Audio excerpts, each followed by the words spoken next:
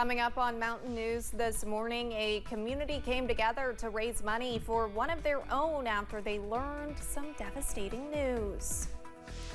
And after losing out on a permanent home, Help the Homeless is making grounds on finding a new location. Dedicated to Eastern and Southern Kentucky, this is WYMT Mountain News this morning.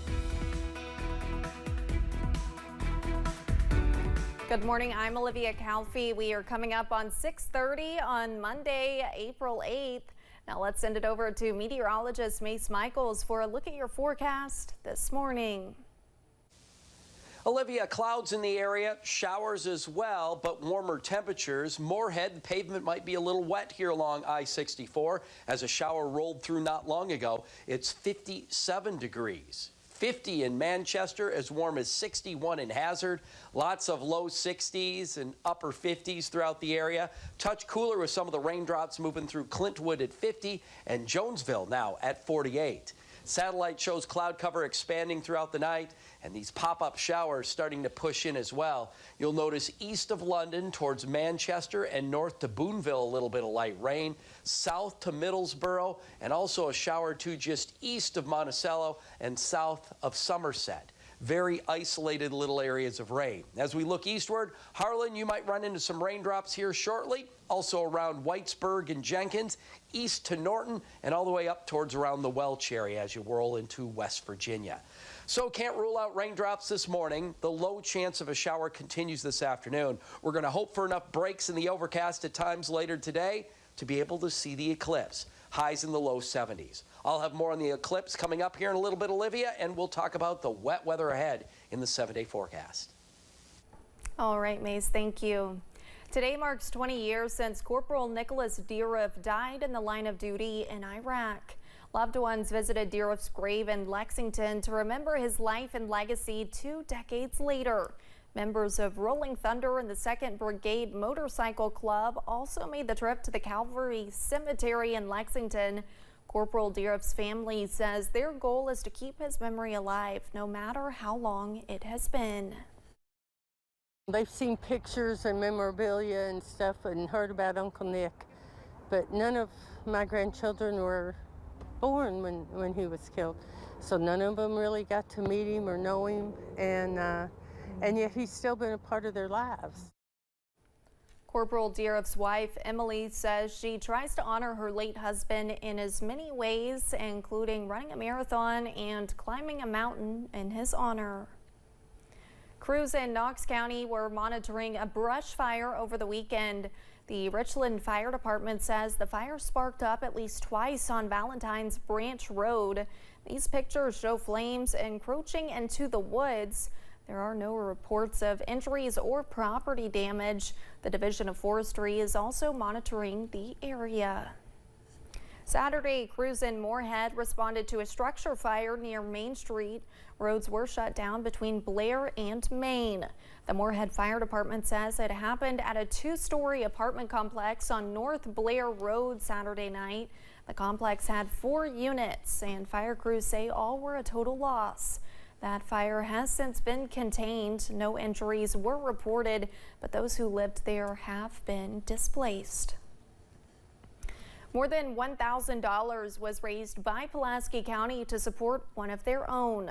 WYMT's Jack Demler has more from the Gina Swinney benefit in Somerset. A live auction. 41, now 2. Who's get 2? 42, now 3. Who's get 3? 42. A silent auction. And a chili supper, all to raise money to support one of their own. After overcoming a battle with breast cancer, Gina Sweeney was diagnosed with bone cancer. I was devastated. She's all I got left of my family, and it's rough. It's been rough these few weeks. The diagnosis encouraged Amy Menk to set up a benefit to raise money to help a close friend in need. Me and my boss decided we was going to do a benefit, and I knew immediately who I was going to do it for, because she gives and gives and gives, and she's so deserving of getting back. A friend she shared since her school years. She's my girl. I mean, I wouldn't trade her for nothing. a benefit that brought many to support someone who has overcome many challenges. She is blessed with all the friends and family that she has. She has overcome a lot of obstacles. And shows how the community comes together for those in need. The community rallies around people that really need, and like I said, she's very giving on every aspect. So when they knew it was for Gina, we had so many people step up. To support someone in a battle against cancer. She's going to beat it. She's going to beat it. She's got God, and He's going to get us through this. A battle she won't be fighting alone. We got you. We're in it together. In Somerset, Jack Demler, WYMT Mountain News. Swinney had surgery back in February to remove a tumor from the bone. 1 week after having to leave a church property they thought would be their new home, Help the Homeless is still actively looking for a new spot. The nonprofit organization serving Southern Kentucky's homeless population lost the location after a new owner says the group had no written agreement with the old owner, and now the property is under contract. Kathy Pruitt, a volunteer with Help the Homeless, says they are currently looking at options and are excited for the progress being made. God has worked with both of the groups. The Help the Homeless, we got put out of our first building, but He's provided us with a building that we are looking at. Really, it's a good building. There's about 4 options that we can go with on finding a home for the homeless. And I'm blessed. I'm blessed. Pruitt says they are receiving a lot of support from community members who are helping them find a permanent place to stay. As technology continues to evolve and we adapt with it, it's common to see toddlers and even babies getting accustomed to screen time. For educators and pediatricians who have been working for more than a decade, they've seen firsthand how technology evolved and children changed with it. Dr. Katrina Hood is a pediatrician with the Lexington Clinic. She says when it comes to phones and tablets, there is such thing as too much screen time.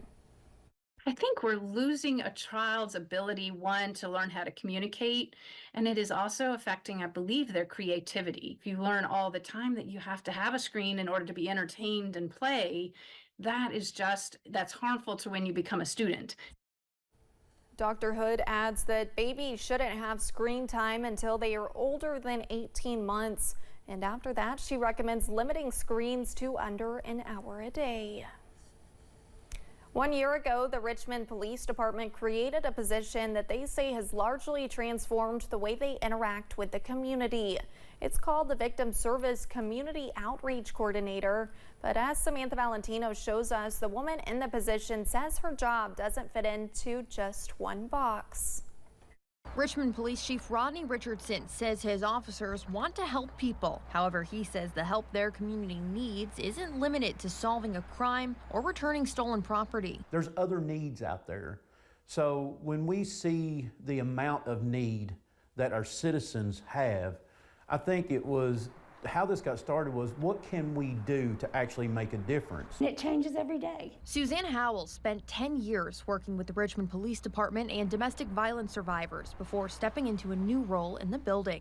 I was lucky enough that Chief Richardson kind of gave me a gift that we could kind of define it as we go. Howell says her job as the Victim Service Community Outreach Coordinator ranges from assisting officers by working with victims of crime to helping Richmond's homeless community. They called me yesterday. There's a family, there's a 3-year-old, a mom and a grandma that are at Waffle House stranded. They've got a lot of luggage and they don't have anywhere to go. So we were able to work with some agencies and find a place for them to stay. It's work Chief Richardson says has transformed the way the department interacts with the community. We've built a structure where we know now what specific needs and what target areas we can concentrate on, so we have the ability to provide that service to those people. And it's been really positive. In Madison County, Samantha Valentino, WKYT. Howell says her job wouldn't be possible without the help of the department's community partners. 4 female firefighters became first responders to better address their community's needs in Meade County. One of those needs led them to create She Responds. It's a nonprofit aimed at changing people's perceptions and increasing female representation in the first responder field. She Responds is also their way of raising awareness about specific issues, like female first responders having their own dedicated training. Really enjoyed it when we had a female instructor, specifically with survival and rescue. You know, she would get there and she's like, look, ladies, we don't have the upper body strength that a man has, but we do have strength in our thighs and hips. And she would tell us like how to actually pick someone up. We can save lives by doing that. The founders hope they can network with other female responders across the state to provide training opportunities and scholarships for aspiring young girls. The Depot Street Market is back in session in Corbin. Even with the cold, folks gathered downtown with local vendors selling items. Corbin Tourism and Convention Commission Executive Director Maggie Mulholland says the unique items being sold bring out the large crowd, adding it is important to celebrate local businesses. People love the Depot Street Market because it brings out everything from yard sale items to antiques to pop-up, you know, vendors, and it's kind of a great time for the community to gather, but also find a treasure. The market is on the first Saturday of the month until July. Mulholland says the event has grown since taking a hit during the pandemic, but is happy to see the community support.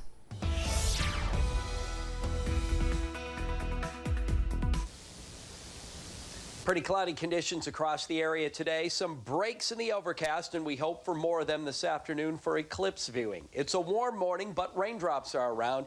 Here in Hazard, there you see some of those breaks in the clouds up above us. 61, no rain right now, but the rain isn't too far away. Morning temperatures are in the 50s and 60s, a little cooler towards Jonesville at 48, where there's been some raindrops. Here's how it looks on the satellite and radar. They're just little pop-up showers, very isolated throughout the area.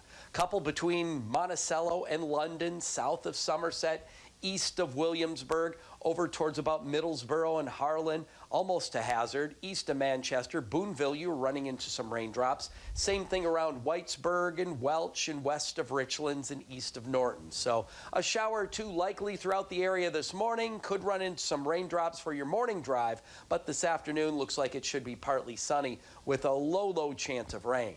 A warmer day with high temperatures up into the 70s. More on the eclipse viewing forecast and the wet weather ahead for the rest of the week in a few minutes. Thanks, Mason. Thank you for joining us. The time is now 6:41. Still to come on Mountain News this morning.